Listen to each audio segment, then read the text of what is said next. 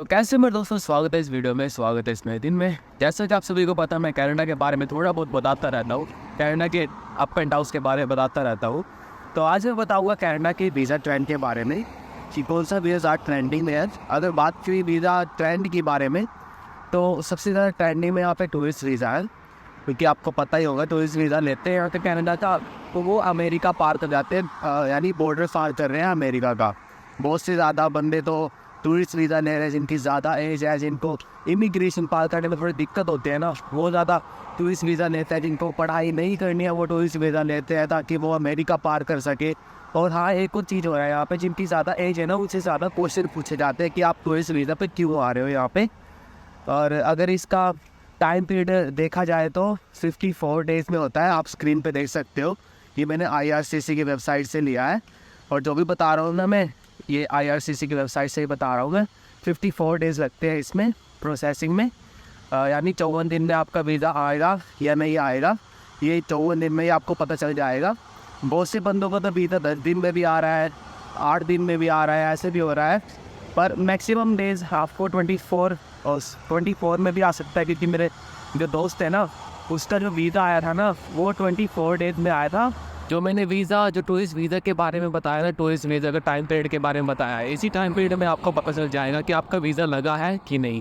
वैसे तो tourist visa लग जाता है, पर बहुत से बंदों को ना इमिग्रेशन पार करने में बहुत ज़्यादा दिक्कत होती है।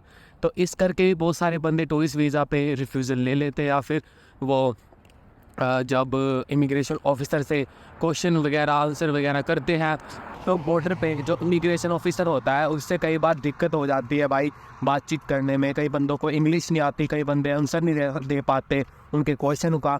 इस प्रकार से क्या पता कई बार बंदे वहाँ से रिपोर्ट भी हो जाता है, वापस भेज देते हैं उनको कि आपके डॉक्यूमेंट सही नहीं, या फिर आपके जो आंसर थे वो हमको सेटिस्फाई नहीं हुए।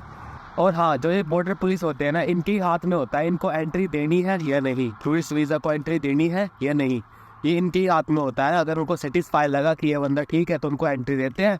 पर आज के टाइम में, अभी के टाइम में देखा जाए तो बहुत से बंदे ना, बहुत से बंदों को टूरिस्ट वीज़ा पे सिर्फ कम से कम 7 दिन 8 दिन ऐसे विजिट किया जा रहा है, उनको लिख के दिया जा रहा है सिर्फ आप 7 दिन के लिए रह सकते हो और फिर उसके बाद आपको वापस जाना पड़ेगा। ऐसा कुछ हो रहा है।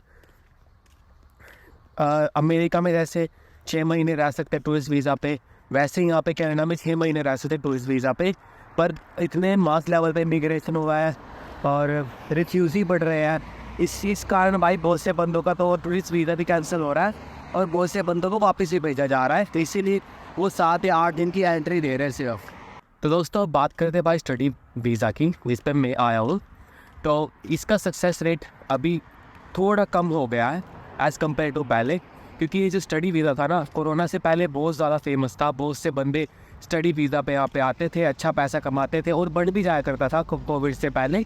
पर अब के टाइम में इसका सक्सेस रेट थोड़ा कम हो गया है और आप स्क्रीन पे देख सकते हो भाई, इसमें सिर्फ 7 हफ्ते लगते हैं, यानी 7 वीक लगते हैं इसमें। इसमें लगा लो मोटा मोटा 50 दिन लग जाते हैं आपके वीज़ा आने में। और मेरे केस में कुछ ऐसा नहीं था, मेरे केस में 20 दिन में मेरा वीज़ा आ गया था। सारा काम मेरा महीने में हो गया था, मेरा वीज़ा भी सब कुछ कंप्लीट हो गया था। बस उसके बाद मेरी टिकट हुई, फिर मैं यहाँ पे आ गया। तो इस प्रकार था यहाँ पे। पर जो मिनिमम या मैक्सिमम टाइम जो भी कह लो, वो 7 हफ्ते में ही होता है स्टडी वीज़ा का। उसके अंदर अंदर आपको पता चल जाता है कि आपका स्टडी वीज़ा लगा है कि नहीं। और कई बार स्टडी वीज़ा में ये भी होता है कि आपने किस यूनिवर्सिटी में अप्लाई किया है वो जेन्युइन है कि नहीं, उसमें स्टडी परमिट है भी कि नहीं, क्या कोई फ्रॉड कर रहा है कोई आपके साथ, या फिर आप ही उनके साथ फ्रॉड कर रहे हो, या फिर कोई ऐसी यूनिवर्सिटी में आई है जो यहाँ पे एग्जिस्ट ही नहीं करती कनाडा में, ये भी होता है। तो पूरी प्रूफ के साथ ही वीज़ा देते हैं आपको। तो दोस्तों, अब बात करते हैं वर्क परमिट के बारे में। जो वर्क परमिट हर कोई लेना चाहता है यहाँ पे, तो स्टूडेंट हो चाहे विजिटर हो, हर कोई यहाँ पे वर्क परमिट लेना चाहता है डे 1 से।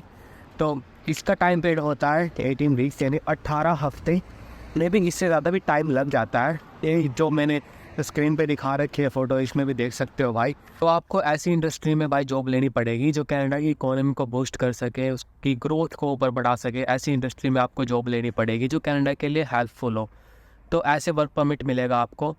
उसका ऑफर लेटर भी पहले आपको लेना पड़ेगा, फिर आपको उसको बहुत ज़्यादा प्रोसेस होते हैं उसमें।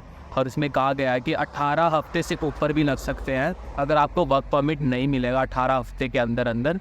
18 हफ्ते से ऊपर भी लग सकते हैं। तो ये था भाई कुछ वीज़ा ट्रेंड का जो मैंने बताया था। एक बार फिर तो बता देता हूँ, जो टूरिस्ट वीज़ा होता है उसमें आपको कम से कम 50 दिन लगते हैं, और स्टडी वीज़ा का कम से कम आपको महीने या 2.5 महीने लगते हैं। अगर वर्क परमिट का बताए तो उसमें कम से कम आपको 18 हफ्ते लगते हैं या फिर उससे ऊपर लगते हैं, 120 कुछ 30 दिन बढ़ते हैं।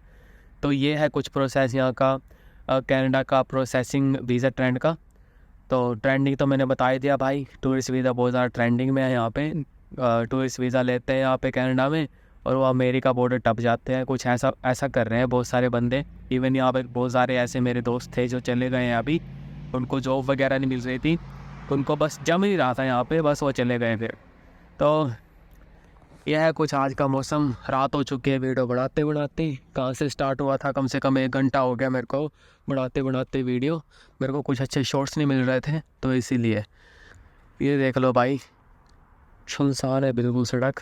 एक तो कारें आते हैं यहाँ से और चली जाती है, और लाइट भी पड़ी हुई है। मेरे को भी लाइट बांधनी पड़ेगी अंदर जाके, थोड़ा थोड़ा चांदना तो है ही यहाँ पे। 9 बज चुके हैं, 9:30 का टाइम हो रहा है। तो यही था दोस्तों आज के लिए। मिलते हैं किसी नई वीडियो में किसी नए टॉपिक के साथ, तब तक के लिए बाय।